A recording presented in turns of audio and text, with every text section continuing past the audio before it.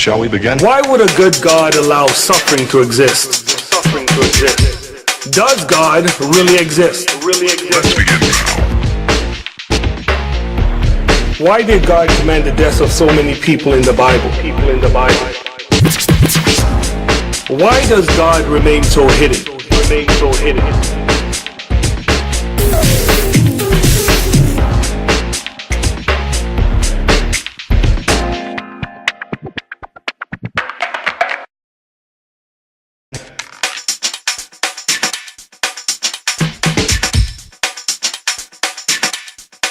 Let's begin now.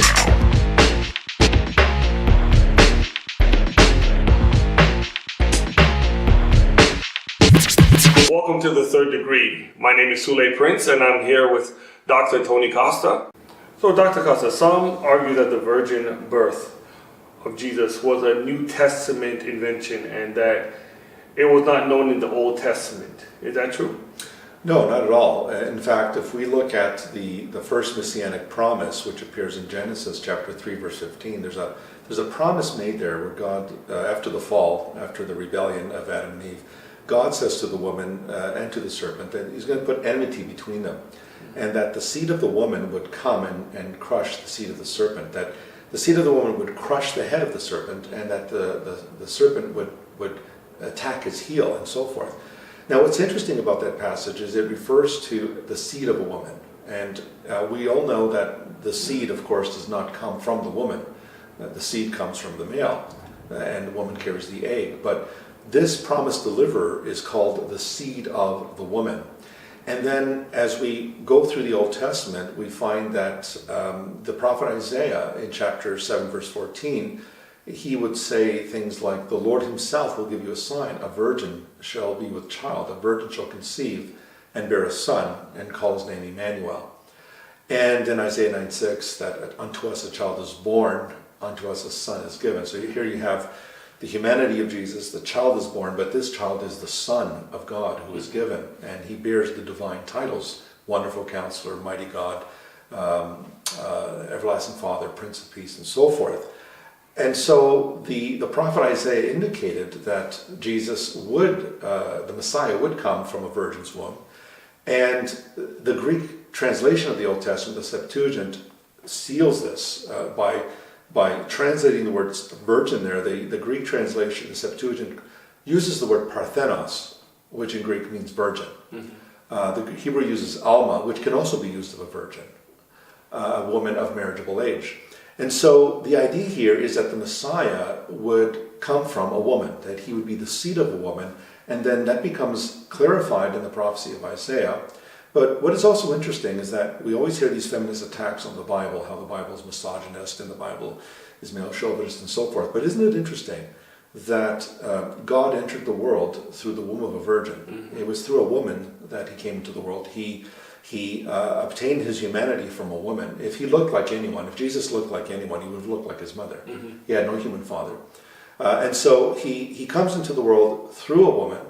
His humanity is derived from a woman.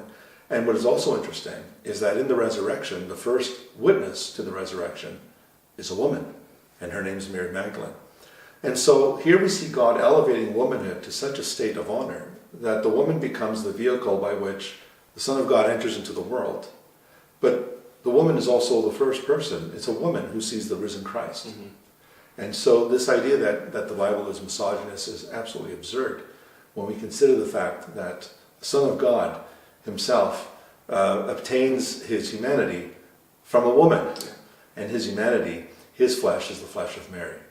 And so this idea that the Bible is a male chauvinist text is just patently absurd.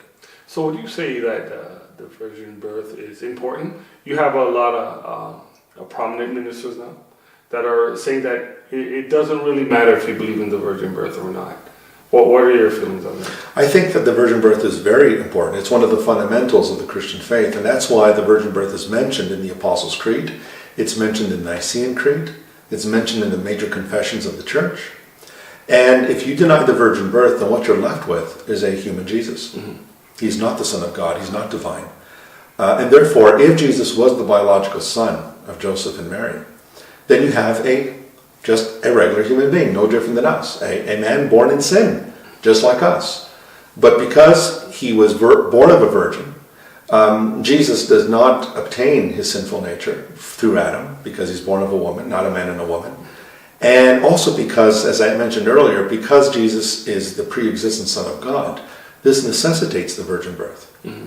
So if you take the view that Jesus was just the biological son of Joseph and Mary, then you have to say, as most of these liberal scholars do say, that Jesus was just a man, that he was really not divine. And if he was divine, he'd only be divine in a qualitative sense, in a special way, but not essentially divine.